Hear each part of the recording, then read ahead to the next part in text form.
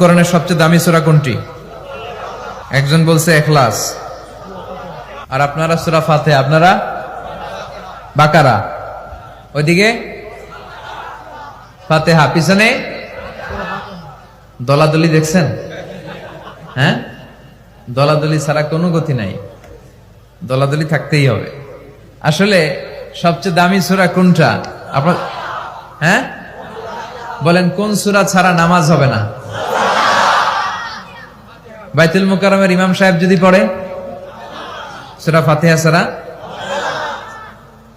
কাবা ঘরের ইমাম শাইখ আব্দুর রহমান আস-সুদাই সূরা ফাতিহা ছাড়া নামাজ পড়ছে হবে?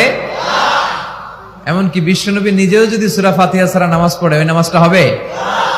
হবে না। কারণ বিশ্বনবী নিজেই বলেছেন, লা সালাতা লিমান লাম ইয়াকরা বিফাতিহাতিল কিতাব, যে ব্যক্তি সূরা ফাতিহা সালাতে পড়ে না তার সালাত হয়